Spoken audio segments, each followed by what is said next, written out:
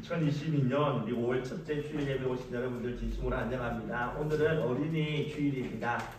우리가 예배하러 이렇게 나왔는데 정말 어린 아이와 같이 낮아진 심령으로 하나님이 아니면 안 된다라는 이런 하나님에 대한 절대 의존적인 이런 심령으로 하나님께 나아가 예배함으로 하나님을 만나고 하나님께서 우리에게 주시는 풍성한 은혜와 사랑을 누리는 복된 시간이 되기를 축복합니다. 우리 하나님의 말씀 보도록 하겠습니다. 창세기 9장 24절에서 27절까지 말씀입니다. 창세기 9장 24절에서 27절까지 말씀 제가 봉독하도록 하겠습니다. 노아가 술이 깨어 그의 작은 아들이 자기에게 행한 일을 알고 이에 이르되 가나안은 저주를 받아 그의 형제의 종들의 종이 되기를 원하노라 하고 또 이르되 셈의 하나님 여호와를 찬송하리로다. 가나안은 셈의 종이 되고 하나님이 야벳을 장대하게 하사 셈의 장막에 거하게 하시고 가나안은 그의 종이 되게 하시기를 원하노라 하였더라. 이 시간 우리 호산나 찬양대 찬양입니다.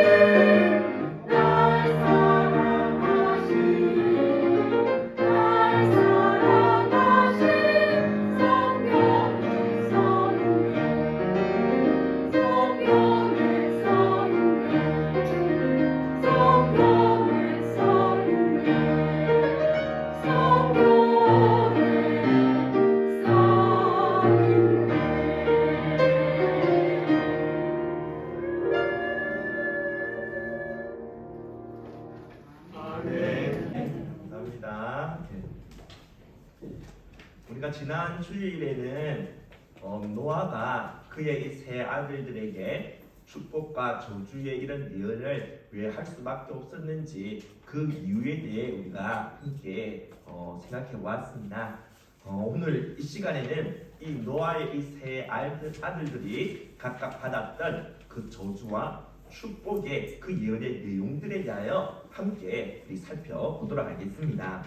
먼저 노아의 입에서 나오게 된 저주의 내용이 25절에 기록되어 있는데요. 우리 앞에 나오는 것 같이 우리 함께 읽도록 하겠습니다. 이에 이르되 가나안은 저주를 받아 그의 형제의 종들의 종이 되기를 원하노라. 여러분 좀 이상하지 않습니까? 우리가 지난 주일에 살펴보았듯이 잘못을 범한 사람은 함입니다. 함이 하나님의 그런 덮어줌의 은혜를 입었음에도 불구하고 그 은혜를 은혜로 알지 못하여 자신의 아버지의 그 수치를 덮어주지 못하고 가발리지 않았습니까? 그렇다면 저주를 받아야 될 사람은 함이죠. 근데 함이 저주를 받지 아니하고 누가 지금 저주를 받고 있습니까? 가나안이죠. 가나안은 함의 아들입니다. 지금 이 저주를 하시는 분은 하나님이라는 사실 잘 아시죠? 비록 노아의 입술을 통해서 이 저주가 나왔지만 사실은 하나님께서 노아의 입술을 통해 이 가나안을 저주하고 있는 것이죠. 그런데 이 저주를 하시는 하나님이 정말 너무 하다라는 생각, 뭔가 좀 잘못됐다라는 생각이 들지 않습니까? 가나안은 저주를 받을 정도로 그렇게 잘못한 거 없어 보이는데 왜 하필이면 이 가나안을 하나님께서 저주하고 있는 것일까요? 함이 잘못을 범했으니까 그냥 깔끔하게 하나님께서 함 혼자에게만 그렇게 벌을 내리시거나 저주하셔서 그것을 그냥 끝내버리시면 되는데 왜 하필이면 그의 아들 이 가나안에게까지 이러한 저주가 미치게끔 하는지, 왜 아버지의 그 잘못을 아들이 뒤집어 써서 아버지가 받을 이런 저주를 아들이 그렇게 받게끔 하시는지 좀 이해가 되지 않지 않습니까? 여러분 이거는 어떻게 보면 이 연좌제를 하나님께서 적용하고 있다는 그런 생각을 하게 만듭니다. 그런데 하나님은 예레미야 31장 29절에서 30절 중에 이렇게 말씀하셨습니다. 우리 함께 읽도록 하겠습니다. 아버지가 신 포도를 먹었으므로 아들들의 이가 시다 하지 아니하겠고 신 포도를 먹는 자마다 그의 이가 신 것 같이 누구나 자기의 죄악으로 말미암아 죽으리라. 하나님은 신 포도를 먹은 아버지의 이만 시도록 하지 신 포도를 먹지도 아니한 이 아들, 아버지의 아들이라고 해서 그 아들의 그 이마저 시게끔 그렇게 만들지 않겠다라고 말씀하고 있지 않습니까? 이것은 죄를 범한 당사자만 그 죄값을 치르도록 그렇게 만드시겠다는 것이죠. 죄를 범한 아버지의 자식이라고 아버지의 이 죄값을 치르는 일은 일어나지 않도록 하겠다라는 겁니다. 근데 지금 하나님께서 이 원칙을 깨뜨리고 있는 것으로 보여지지 않습니까? 아버지인 함이 죄악의 신포도를 먹었습니다. 그러면 아버지의 이만 쉬도록 하면 되는데 이 아들이 가나안의 이가 쉬도록 그렇게 지금 하나님께서 만들어 나가고 있는 것 아닙니까? 하나님은 지금 자신의 말과 모순되어지는 이런 유율대반적인 행동을 하는 것으로 그렇게 보여지는데요. 그런데 잘 살펴보면 그렇지 않습니다. 우리는 가나안에게 말씀하신 이 저주가 언제 이루어지게 되어졌는지를 분명히 볼 수 있어야 합니다. 하나님은 가나안이 저주를 받아 형제의 종들의 종이 되기를 원한다라고 이렇게 말씀하시는데 실제로 가나안이 형제의 종이 되는 그런 저주가 그에게 미쳤습니까? 아니죠. 그는 죽을 때까지 형제들의 종이 된 적 한 번도 없었습니다. 그에게는 전혀 저주가 미치지 않았죠. 가나안은 아버지의 이 함의 죄값을 그렇게 자신이 전혀 치르지도 않았습니다. 따라서 가나안은 연자제의 희생물이 되었다. 그렇게 우리가 볼 수가 없는 것이죠. 그렇다면 이 저주는 언제 이루어지게 되어졌습니까? 가나안 당대가 아니라 후대에 이 가나안의 이 후손들 때에 이 저주가 이루어지지 않았습니까?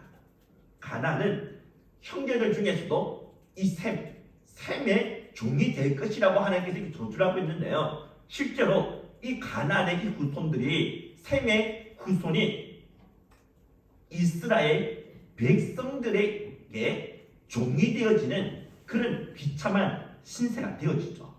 여호수아 때 이런 일이 일어나지 않았습니까? 여호수아 때 이스라엘 백성들이 이 가나안 땅에 들어가서 그 가나안 땅을 정복하게 되죠. 그러면서 그 가나안의 사람들을 또한 자신의 종으로 그렇게 삼지 않았습니까? 가나안 사람들은요 바로 이 가나안의 후손들입니다. 따라서 그들이 실제로 이 셈의 후손인 이스라엘의 종이 되어진 것이죠. 그렇다면 결국 이 가나안의 이 후손들, 이들은 연자제의 희생물이 된 것이 아니냐, 자신의 조상이 범죄한 것으로 인해 결국 자신들의 그 죄값을 치르게 되었기에 결국 연자제가 적용된 것이 아닌가라고 이렇게 생각할 수 있을지는 모르겠습니다. 그러나 아닙니다. 그들이 종이 되는 저주를 받게 된 것은 조상 잘못 때문이 아니라는 것이죠. 바로 자신들의 잘못 때문에 그들이 이런 저주를 그들이 받게 되진 것입니다. 무엇을 보면 알 수가 있습니까? 하나님이 셈의 후손인 아브라함에게 이렇게 약속하셨습니다. 창세기 15장 16절인데요. 우리 같이 함께 읽도록 하겠습니다. 내 자손은 4대 만에 제약이 아직 가득 차지 아니함이니라. 여러분, 지금 아브라함은 가나안 땅에 있습니다. 그런데 하나님께서는 이 아브라함의 이 자손들이 4대 만에, 곧 400년 만에 이 가나안 땅으로 돌아와서 이 땅을 차지하게 될 것이라고 그렇게 말씀하고 있죠. 근데 여러분, 어차피 이 가나안의 이 후손들, 저주받은 후손들이라면 지금 그 저주가 임하게끔, 저주가 이루어지게끔 하나님께서 할 수 있지 않았겠습니까? 아브라함, 하나님부터 이 말씀을 듣기 전에 그는 자신의 집에서 그렇게 길렀던 318명의 이 사병들을 데리고 4개의 강한 나라가 연합해서 그렇게 쳐들어오게 되었는데 이 4개의 강한 연합 군대와 싸워서 이깁니다. 그래서 롯을 비롯하여 많은 전리품을 취해서 그가 돌아오지 않았습니까? 하나님의 도움으로 이런 기적 같은 일이 일어났었죠. 그렇다면 지금도 아브라함과 그의 이 사병들을 통해서 이 가나안 사람들 싸워 무찌르고 그 땅을 그들이 차지하여서 이 가나안의 사람들, 어차피 저주받은 사람들인데 자신의 종으로 그렇게 상대할 수 있지 않았겠습니까? 하나님이 도와주신다면 이 얼마든지 가능한 것이죠. 근데 하나님께서는 지금은 아니라고 말씀하십니다. 4대가 지나야 한다는 것이죠. 400년이 지나야지만 너희의 이 후손들이 이 가나안의 이 사람들을 정복하고 그들을 종으로 삼게 될 것이다 라고 말씀하십니다. 그 이유가 무엇입니까?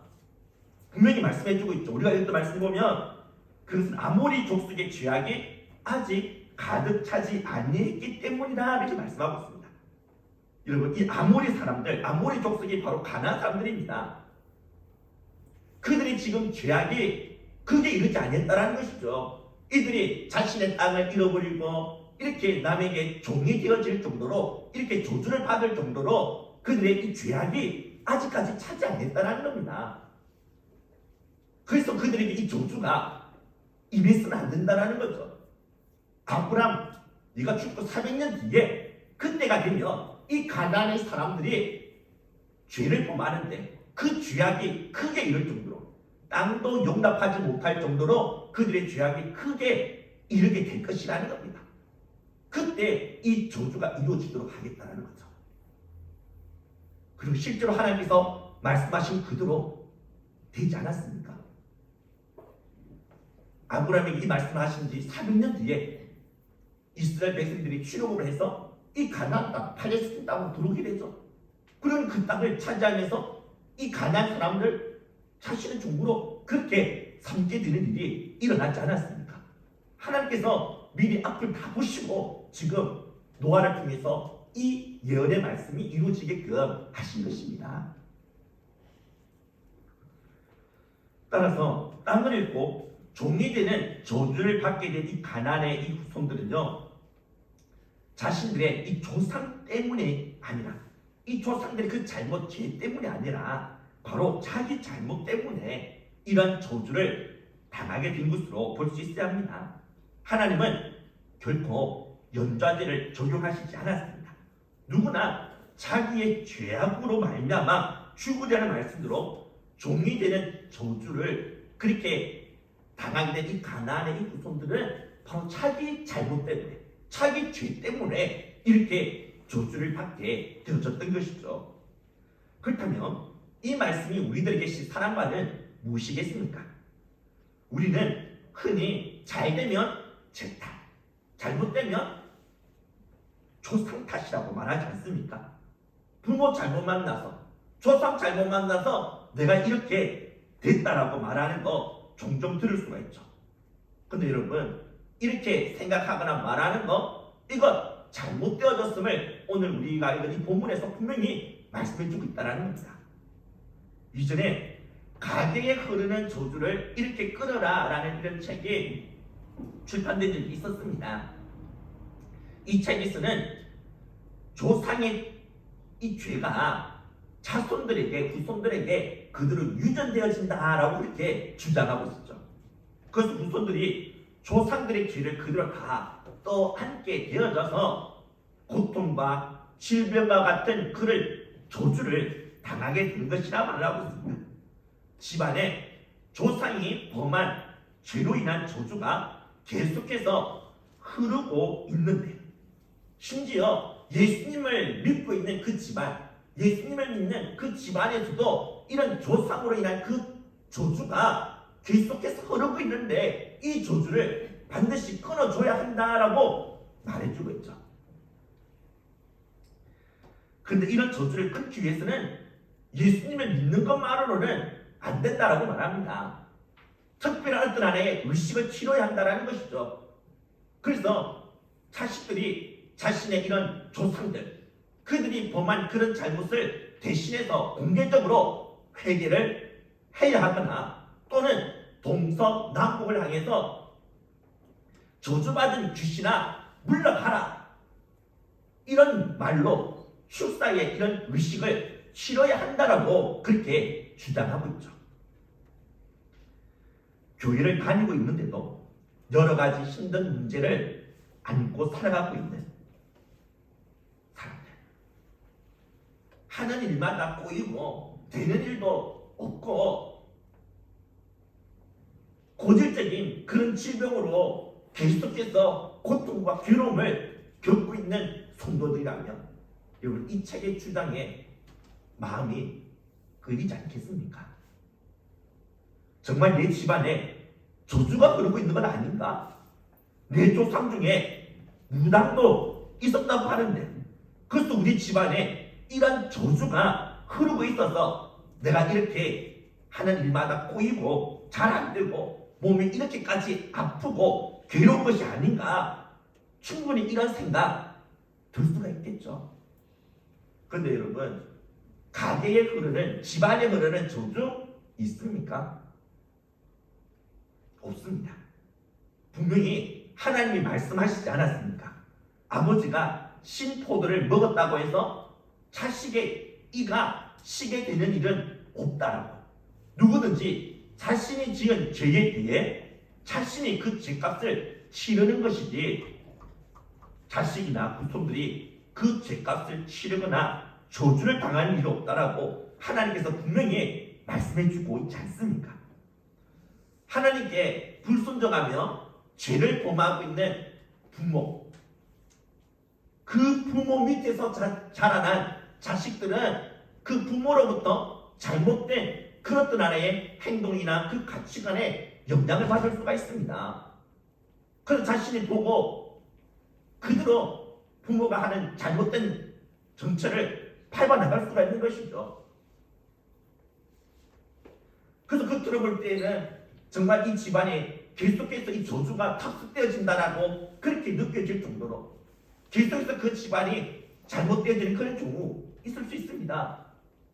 여러분, 지금 우리가 어린이 주일을 맞이하게 되는데 이 어린이 주일날 우리가 아이들에게 뭐 선물 주고 이런 것으로 그쳐서는 안 되겠죠. 우리 아이들에게 줄 수 있는 최고의 선물이 무엇이겠습니까? 부모된 우리들이 나로 인해서 이 자식들이 잘못된 가치관, 잘못된 행동으로 인한 영향을 받지 않게끔 우리가 하나님 앞에서 바르게 살아가는 것, 신실한 하나님의 성도로 살아가는 것, 그래서 최고의 아름다운 신앙이라는 이 유산을 물려주는 것이지 않겠습니까? 죄는 절대로 유전되지 않습니다. 죄는 절대로 전가되지 않습니다. 그래서 부모가 범한 그 죄로 인한 저주, 그러한 형벌이 자식에게 미치는 일은 절대로 일어나지 않습니다. 아무리 내 부모가 무당이거나 귀신을 숭배하는 자라 할지라도, 그래서 내 집안에 어둠의 영들이 아주 강력하게 그렇게 역사하고 있다 할지라도, 내가 예수님을 제대로 믿어 영접했다면 그 순간 이 어둠의 세력들, 저주의 세력들은 절대로 우리들에게 어떻게 할 수가 없다라는 겁니다. 왜냐하면 내가 당해야 될 그 모든 저주, 형벌, 예수님께서 이미 십자가에서 다 치르셨기 때문이죠. 나에게 남아있는 저주는 없다라는 겁니다. 또한 예수님의 그 보혈이 우리를 덮고 있지 않습니까? 장자의 죽음의 그 재앙 때 어린 양의 보혈, 어린 양의 그 피가 덮여졌던 그 이스라엘 집안의 집 안에는 죽음의 사자가, 저주의 세력들이 들어갈 수가 없었습니다. 그냥 넘어갈 수밖에 없지 않았습니까? 마찬가지입니다. 저와 여러분들에게는 예수 그리스도의 이 보혈이 덮여져 있다는 것이죠. 그렇기 때문에 결코 이 저주의 세력, 어둠의 세력들이 들어오고 싶어도 들어올 수가 없는 것입니다. 가게에 흐르는 저주는 없습니다. 그런데 마치 우리 집안에 저주가 흐르는 것 같이 느껴질 수가 있을 것입니다. 이럴 때 우리는 반드시 이 사실을 기억해야 합니다. 내가 저주처럼 느껴질 정도로 괴롭거나 고통스러운 일을 겪는 것은 결코 조상 때문이 아니라는 것이죠. 조상 때문이 아니라 나 때문입니다. 내가 잘못해서, 내가 범죄해서 이렇게 괴롭고 고통스러운 일을 겪을 수가 있는 것입니다. 그런데 내가 진정 예수님을 믿고 영접한 사람이 맞다면 이 고통과 이 아픔은 결코 저주가 아닙니다. 뭐죠? 징계죠. 내가 잘못된 길을 가고 있는 거, 이거 속히 고립히도록 하기 위해서 올바른 길, 축복의 길, 생명의 길로 돌아서도록 하기 위해서 나를 사랑하시는 아버지께서 나에게 회초리를 드시는 건 아닙니까? 이건 저주가 아닙니다. 사랑의 표현인 것이죠. 이것을 가르쳐 드리는 징계라고 말합니다. 사랑의 징계인 것이죠. 예수님 믿는 우리들에게는 결코 저주란 있을 수가 없는 것입니다. 또는 내가 잘못한 것이 없는데도 괴롭거나 고통스러운 일 겪을 수가 있습니다. 이때 내가 당하는 이 고통과 아픔은 저주 아닙니다. 징계도 아니죠. 뭡니까? 연단입니다. 하나님이 나를 정금과 같은 믿음의 사람으로 변화시켜 나가기 위해서 용광로와 같은 그런 고통스러운 그런 고난 속으로 나를 잠시 놔두고 계신 것이죠. 그래서 내 안에 있는 불순물들이 제거되어질 수 있도록, 그래서 정말 정금과 같은 그런 아름다운 신앙의 사람으로 세워져서 정말 그리스도의 아름다운 형상을 온전히 드러낼 수 있는 사람이 되게끔 하나님께서 나를 사랑하시기 때문에 이런 고난, 아픔, 역경을 허락하시는 것입니다. 이것은 저주가 아니라 연단임을 우리 잊지 말아야 합니다. 우리가 고통스러운 일을 당할 때 우리는 나보다 훨씬 더 고통과 괴로움을 겪으셨던 예수 그리스도, 그분이 달리셨던 그 십자가를 우리가 온전히 바라볼 수 있어야 할 것입니다. 그리고 하나님의 그 신실하신, 나를 향한 하나님의 그 사랑을 절대로 의심하지 말고 끝까지 믿음으로 버티는 것입니다. 그러면 이 고통스러운 이 연단의 과정이 끝나게 되어질 때 나 자신은 이 세상에서 정말 아름다운 그리스도의 형상으로 변화되어진 그런 나 자신을 볼 수 있게 될 것입니다. 마지막으로 노아가 예언한 축복의 내용에 대해 우리 살펴보도록 하겠습니다. 오늘 어린이 주일인데 이렇게 저주의 내용만 살펴보고 끝내면 안 되지 않겠습니까?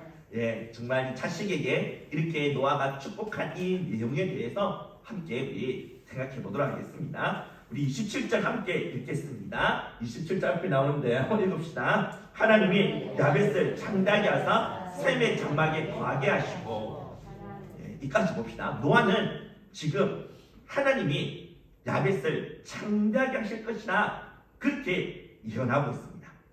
여러분, 이 축복의 내용이 여러분들의 자녀들에게도 그대로 임하게 되기를, 이루어지기를 축복합니다. 여러분의 자녀들 또한 정말 이 야벳처럼 창대케 되어지는 그런 은혜, 그런 복이 있게 되기를 축복합니다. 여러분, 이 야벳은요, 역사학자들에 의하면 유라시아 지역으로 이렇게 분포하여 그곳에서 살게 되어졌던 유럽인, 그리고 인도인, 그리고 여러 아시아 민족의 조상이라고 합니다. 이 야벳의 후손 중에는 우리 한국 사람도 포함되어진다는 거죠. 그렇다면 여러분, 이 예언은 문자 그대로 성취되었다라고 볼 수 있지 않겠습니까? 유럽 정말 창대케 되어졌죠. 문화적으로는 모든 면에 있어서. 안 그렇습니까? 아시아도 마찬가지고요. 근데 중요한 것은요, 그 다음 구절입니다. 하나님이 야벳을 창대케 하사 샘의 장막에 거하게 하시고, 샘의 장막에 거하게 한다라는 이 구절이 번역상에 논쟁이 있었습니다. 그래서 번역되기 이전에 원래 제일 처음에 기록되어진 히브리어 이 원문을 우리가 볼 필요가 있는데요. 앞에 띄워주십시오. 네. 히브리어는 우리 한글과 달리 우리는 왼쪽에서 오른쪽으로 읽지만 히브리어는 오른쪽에서부터 왼쪽으로 읽죠. 맞죠? 그래서 제 끝에 여기서 시작되어집니다. 야트, 창대케 할 것이다. 엘로힘, 그 다음 글자 엘로힘, 하나님이 누구를? 르야핏, 야벳을. 이까지는 문제가 없습니다. 근데 바로 그 다음 단어, 왜 이스콘, 이 왜 이스콘은 이 와우라는 전치사가 먼저 나오고요. 그래서 그리고라는 말이 시작되어집니다. 그 다음에 이스콘이라는 말은 이 사칸의 3인칭 미완료 시제로 되어져 있습니다. 그대로 하면 그가 머무를 것이다 라는 것이죠. 그가 머무를 것이다. 어디에? 샘의 장막에. 자, 그렇다면 여기서 샘의 장막에 머무르게 된 그는 누구를 말할까요? 우리가 읽은 성경에 쓰는 누구로 말하고 있습니까? 샘의 장막에 거하게 되는 주체를 누구로 지금 번역하고 있죠? 예, 야벳이죠.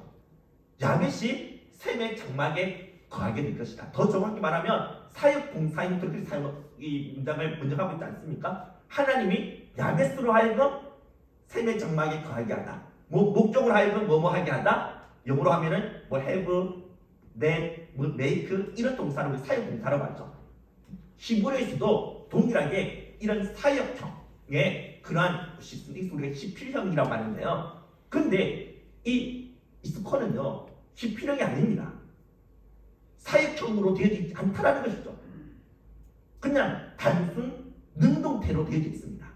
이것을 우리가 카이형이라고 하는데요. 지금 이스콘은 카이형입니다. 정확하게 번역하면 그냥 그가 머무를 것이다라는 것입니다.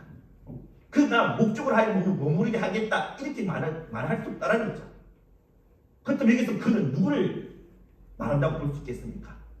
앞에 문장에서 주어가 누구였습니까? 하나님이죠. 하나님이 야벳을 창대케 할 것이다. 그리고 그가 머무를 것이다. 셈의 장막에. 그렇다면 여기서 그는 누구로 봐야 되겠습니까? 하나님이죠. 그래서 26절에 보면은 셈의 하나님 여호와를 찬송하리로다 이렇게 말씀하고 있지 않습니까? 하나님을 셈의 하나님으로 그렇게 말하고 있죠. 왜 하나님을 셈의 하나님이라고 그렇게 말하고 있습니까? 하나님이 바로 이 셈의 장막에 거하시기 때문이죠. 여러분, 이런 입장은요, 이런 해석은 저 생각만이 아니고요, 저명한 타고난 그런 구약의 학자인 카이저 호프만 같은 사람도 이런 입장이 있습니다. 셈의 장막에 거하는 주체를 하나님으로 그렇게 보고 있다는 거죠. 그렇다면 하나님이 셈의 장막에 거하게 될 것이라는 이 예언은 이루어졌습니까? 하나님이 셈의 장막에 거하실 것이다. 언제 이루어졌습니까? 셈의 후손이 누굽니까? 이스라엘. 이스라엘의 장막에 하나님이 거하신다. 이루어졌죠.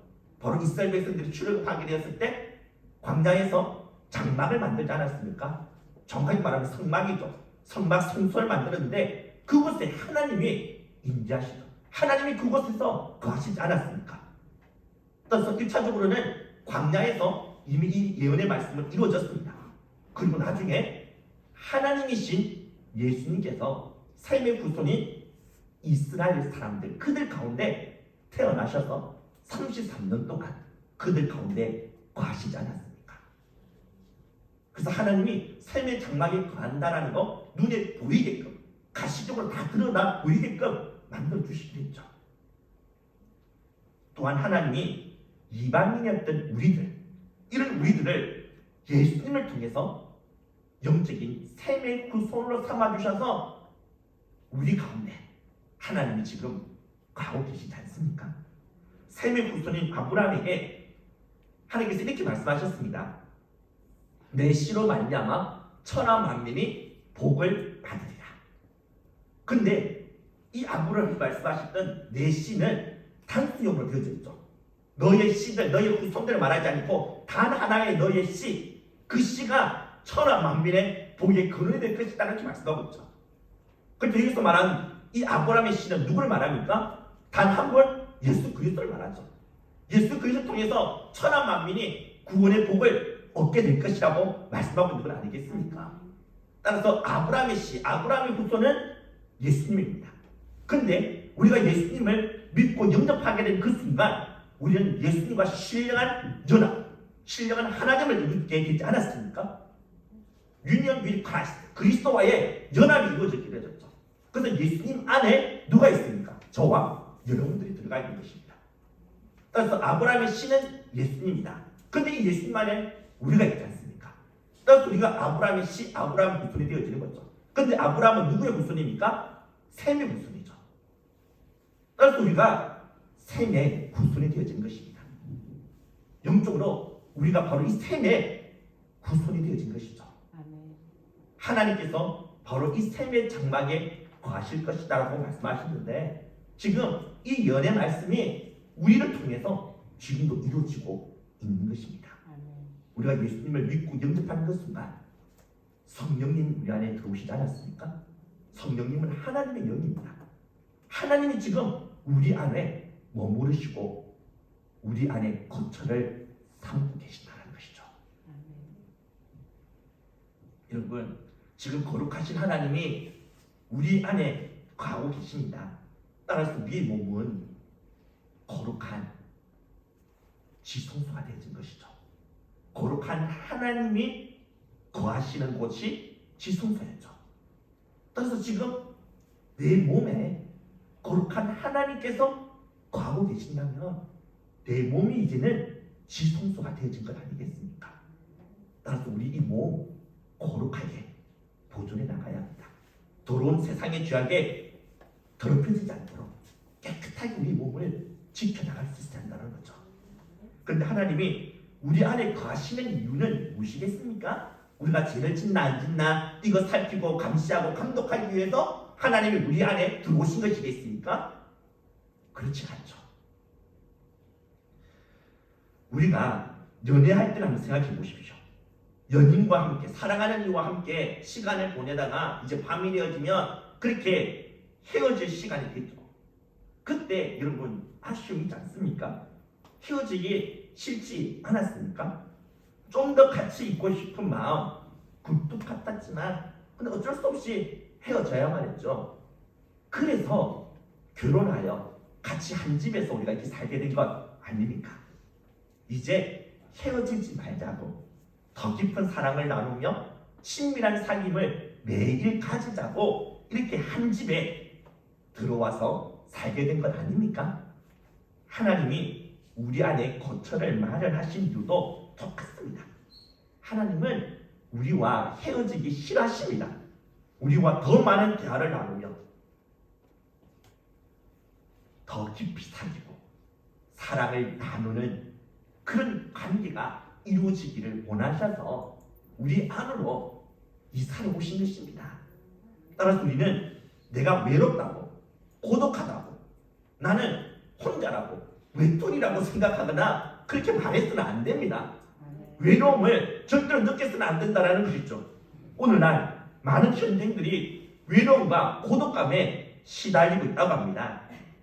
코로나 바이러스로 인하여 이렇게 사람들과 이런 접촉이 줄어들게 됨으로 인해서 이렇게 사람들이 외로움에 시달리게 되었다고 생각할 수 있겠지만 그러나 조사에 의하면 코로나가 터지기 이전부터 외로움에 시달리는 사람들이 전 세계적으로 만연해 있다고 합니다. 미국에서는 성인 5명 중 3명이, 네덜란드에서는 3명 중 1명이, 스위스에서는 5명 중 이 2명이 스스로 외롭다라고 그렇게 응답했다고 합니다. 그리고 영국에서는 8명 중 1명은 의지할 수 있는 가까운 친구가 단 1명도 없다고 답했으며 미국의 이 밀레니엄 세대에서는 5명 중 1명이 친구가 한 명도 없다라고 그렇게 응답했다고 합니다. 이들의 외로움이 얼마나 클지 충분히 우리가 이해할 수 있지 않겠습니까? 그래서 이런 외로움의 이 문제가 이제 개인적인 문제로 그냥 그치지 않고 이제 사회적인 그런 문제로 대두되어지죠. 그래서 2018년 영국에서는 총리가 미니스터 폴 로닐리스 외로움부 장관을 임명하기까지 했다고 하죠. 여성가족부는 우리가 들어봤어도 외로움부라는 부서가 영국에서 세워질 정도로 그만큼 심각한 문제로 받아들이고 있다는 겁니다. 이와 같이 전 세계 수많은 사람들이 외롭고 단절되었고 소외되었다는 이런 느낌에서 자유하지 못하고 있습니다. 그런데 이 외로움은 거저 감정, 느낌으로만 끝나는 것이 아니라 우리의 신체의 건강에까지 위협한다는 거죠. 한 연구 결과에 의하면 이 외로움은요 전혀 운동을 아예 하지 않는 것보다 더 우리 몸에 해를 끼친다고 합니다. 또한 알코올 중독자와는 비슷한 수준으로 비만보다는 2배보다 더 우리 몸에 해로운 것으로 나타났다고 합니다. 심지어 이 외로움은 담배를 매일 15개씩 이렇게 피우는 것만큼이나 해롭다고 말한다고 하죠.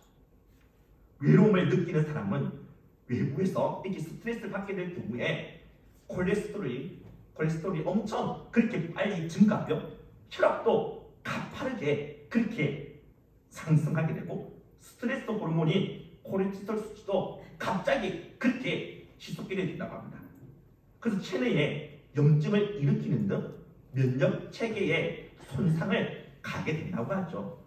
외로움을 느끼는 신체는 그렇지 않은 사람들에 비해서 관상동맥 질환에 걸릴 확률을 29%, 뇌졸중에 걸릴 확률은 32%, 치매에 걸릴 확률은 64%나 더 높게 나온다고 합니다. 따라서 우리가 느끼는 이 외로움의 이 감정을 대수롭지 않은 것으로 그렇게 우리가 그냥 내버려둬서는 안 된다는 거죠. 우리는 이 외로움에 사로잡히지 않기 위해서라도 사람들과 온전한 관계를 맺으며 친구를 많이 사귀며 진정한 그런 것 안에 돈독한 그런 관계를 형성하며 그렇게 살아갈 수 있어야 할 것입니다. 그런데 사람들과의 관계에는 한계가 있죠. 사람들은 나에게 상처를 주기도 합니다. 나에게 신경을 남겨도 주기도 하고 나를 홀로 내버려두고 떠나기도 하죠. 그래서 혼자 외톨이가 되게끔 만들기도 합니다. 그러나 하나님은 절대로 그러한 분이 아니죠. 내 안에 거처를 삼으신 하나님은 절대로 나를 떠나지 않으십니다. 결코 고아와 같이 홀로 우리를 내버려 두지 아니하시는 분이십니다. 내가 결코 너희를 떠나지 아니하리라. 결코 내가 너희를 버리지 아니하리라고 약속하신 하나님을 우리 안에 거처를 삼은 이상 절대로 우리를 떠나거나 우리를 혼자 내버려 두지 아니하신다는 것이죠.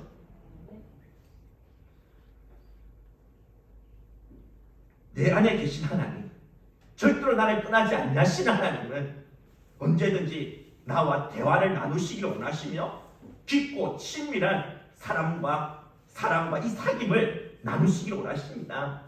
여러분들 마음에 있는 그 모든 감정과 생각들 솔직하게 있는 그대로 내 안에 계신 하나님께 아뢰도록 합시다. 여러분 지금 힘드십니까? 그러면 내 안에 계신 하나님께 정말 힘들다라고 그렇게 하나님께 솔직하게 말씀하십시오. 여러분들 마음속에 혹시 불안함과 두려움이 있습니까? 그렇다면 지금 내가 불안하다고 내가 두렵다라고 솔직하게 하나님께 있는 그대로 여러분들 말씀하십시오. 지금 여러분들 외로우십니까? 그렇다면 지금 내가 외롭다라고 하나님께 말씀하십시오. 그러면 하나님께서 우리의 이 모든 이러한 말들, 나의 이런 투정까지 다 들으십니다. 그리고는 내 마음을 만져주시고 나에게 말씀하십니다. 그래, 너 많이 힘들지? 너 많이 외롭지? 그러나 내가 너 곁에 항상 함께하고 있지 않느냐? 이제 내가 너의 힘이 되어줄게. 이제 내가 너의 진정한 친구가 되어줄게. 이 말씀을 하시면서 우리의 손을 꼭 잡아주시며 우리의 이런 마음의 상처를 어루만져 주시는 분이 바로 하나님이라는 것입니다. 이 좋으신 하나님, 내 안에 거처를 삼으신 주님, 최고로 나를 사랑하고 최고로 나를 좋아하시는 하나님이 항상 내 안에 계신다라는 거, 이거 항상 우리가 기억하면서 힘들거나 괴롭거나 외로울 때 언제든지 내 안에 계신 주님을 바라보면서 주님께 여러분들이 있는 생각과 감정들을 솔직하게 다 아뢰고 주님과 더 깊고 친밀한 대화를 나누며 아름다운 사귐을 매일매일 가지며 살아갈 수 있는 그런 저와 여러분들이 다 되어질 수 있기를 주님의 이름으로 축복합니다.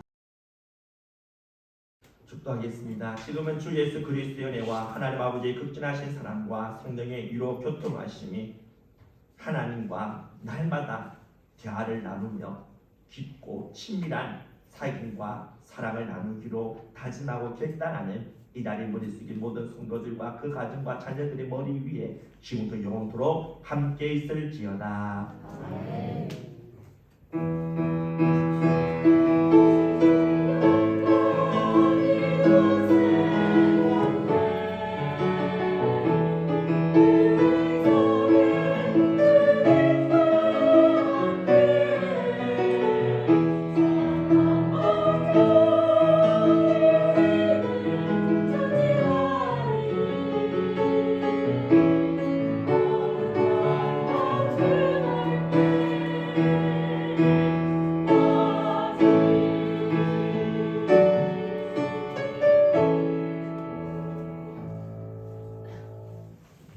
네, 예배를 마쳤습니다. 우리